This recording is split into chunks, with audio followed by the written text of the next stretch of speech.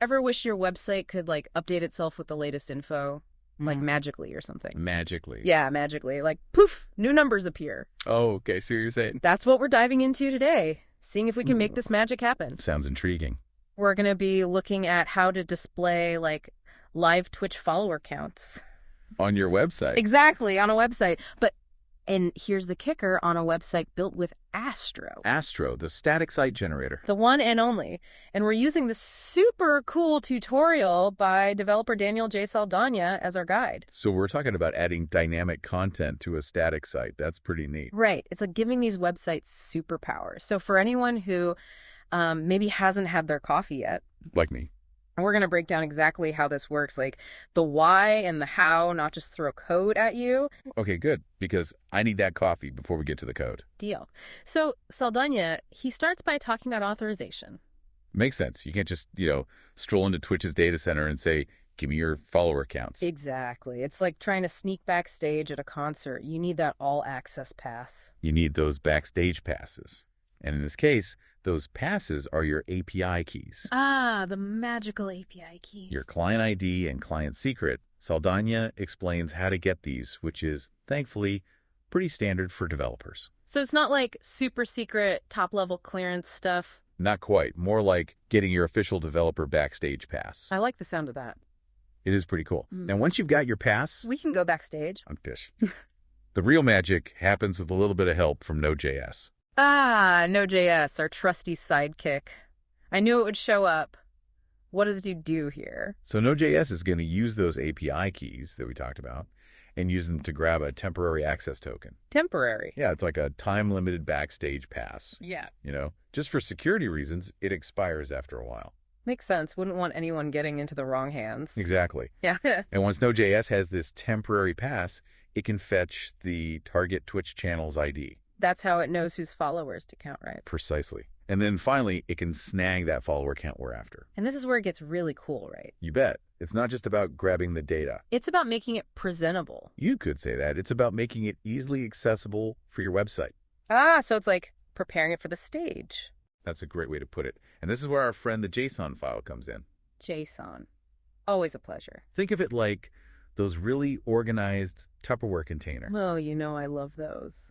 But for data, it keeps all that juicy data structured, in a way that computers love. So Node.js takes our follower count and tucks it neatly into this JSON file. Exactly. It's like we're prepping all the ingredients before we bake.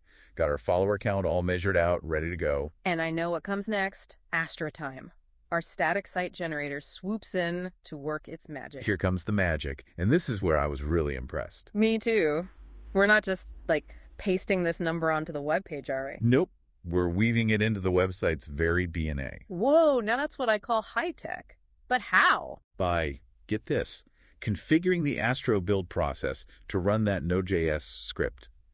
Every single time the website is built and, put out there for the world to see. Deployed. Yeah, deployed. That follower count, freshly updated. So anyone visiting the site sees the most up-to-date number. Guaranteed.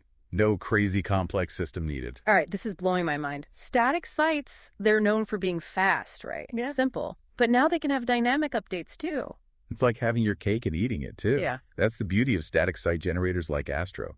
They're simple but mighty. It's like those cars, the hybrid ones. What about them? They switch between gas and electric power, right? Best of both worlds. Just like Astro. Okay, so we've got our follower count tucked away in our little JSON file. Safe and sound. What's the final step? How do we get it on the actual website? Okay, so remember how Astro is already set up to run that Node.js script during the building process? Yeah. From there, it's surprisingly simple. Astro can just pull in data from that JSON file and, boom, display it wherever you want on the web page. It's like Astro has this sixth sense for data. Right, and it knows just how to use it. I love it. Okay, so we've been using these Twitch follower counts as our, example here. Our trusty example. But I feel like this opens up a whole universe of possibilities. What other kinds of dynamic content could we pull in using this technique? I mean, the sky's the limit, right? You're totally right. And you know that the best part is? What? We've already talked about it. APIs. Oh, yeah, right? those things. Tons of services have APIs that'll let you use their data. So we don't have to build everything from scratch. Exactly. We're just like tapping into these pre-built data streams. Like, why reinvent the wheel, right? Work smarter, not harder, as they say. Exactly. Yeah. So let's say you're like a developer and you're showcasing your work on your website, right? Proudly showing off those coding skills. You could use this same technique to display the latest GitHub star counts for your projects. Whoa, that's meta, displaying data about your code on your code portfolio. Exactly. And it just automatically updates. How cool is that? So every time someone visits your site, they see those star counts going up, up. Real-time proof that people love your work. The ultimate developer flex. Way better than just a static number. Yeah. Right? Like, oh yeah, 100 people liked this project 6 months ago. Exactly. Yeah. This is live. It's dynamic.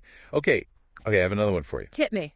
Imagine you're running like a financial blog, right? Mm-hmm. You could use this to fetch real-time stock prices. Whoa, that's like next level, imagine. Right. All that data just like flowing onto your website. It's like having those stock ticker tapes that you always see in movies. Yes. Yeah. But on your website.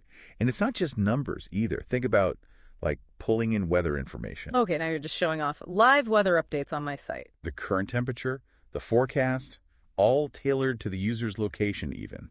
It's all about making those static websites more dynamic and engaging. We're talking about breaking down walls here, blurring the lines between static and dynamic. Exactly. It's funny, static sites, they're so great for speed and security, but they have this reputation for being, well, a little boring, you know? Yeah, I get it. But this technique, it changes everything. Seriously.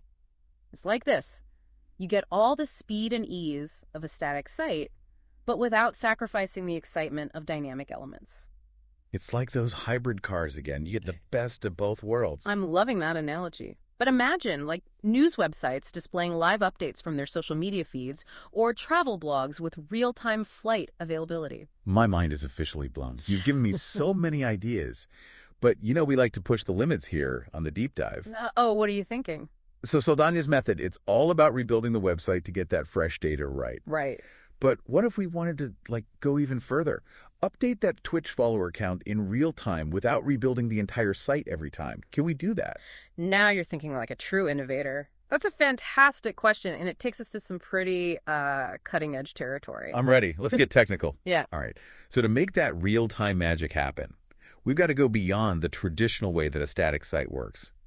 Instead of the browser just asking for info and the server delivering it. Which is what usually happens, right? Right. We want a two-way conversation happening constantly. It's like, yeah. Imagine this. I'm picturing it. Upgrading from, those old walkie-talkies to smartphones. Oh, I see where you're going with this. Walkie-talkies, they're like the old way. You have to wait your turn to talk. Exactly. But with smartphones, it's a constant flow of information. And the tech behind this two-way communication magic is? WebSockets. WebSockets.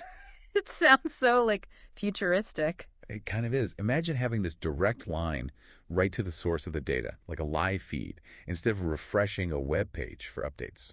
Okay, yeah, that's way easier to understand than whatever tech jargon I was about to try to come up with. So instead of the browser constantly asking, any updates, it just gets them automatically. But it's like the difference between checking your mailbox once a day and getting notifications on your phone. You know, instant updates. Game changer. But doesn't that, require a whole other level of setup? We've already got Node.js and APIs and JSON files. It does add some complexity, yeah. Figures. We're kind of stepping outside the world of just a simple static site here. I see. Think of it like, building this super fast race car. Okay, love that analogy. And then you decide, hey, let's add rocket boosters. It's going to be awesome, but there's going to be a lot more to figure out. Exactly. We need a way to manage all that power, right? Make sure everything stays in sync. Right. So we're talking more than just tweaking a few lines of code here. Yeah, we might need a dedicated server, maybe. Or a service that's designed for real-time applications. Okay, so it gets a little complicated, but the payoff. The payoff is huge. Imagine websites that react instantly to, anything a user does. Yeah. Or updates with live data from sensors. Or even, real-time collaboration between users. All within a static site framework. Okay, now we're talking next-level stuff. We're, bridging the gap between two worlds here. Static and dynamic become one. Exactly. And that's what makes this whole thing so exciting to explore, right? Absolutely. Saldanha's tutorial, it's our starting point. But we can go so much further. It's about pushing boundaries, reimagining what a website can even be. This whole deep dive has been a wild ride. Started with this simple tutorial, and now we're talking real-time data and futuristic web stuff. It's amazing what happens when you just follow the thread, you know. You never know where it might lead. That's what the deep dive is all about. We don't just dip our toes in the water, we're grabbing our scuba gear. We're all about those deep dives. So to everyone listening, next time you see some cool web feature, don't just ask how it works. Ask why. And then ask, what else could I do with this? You might surprise yourself. Keep experimenting, keep learning, and most importantly, keep diving deep. Until next time.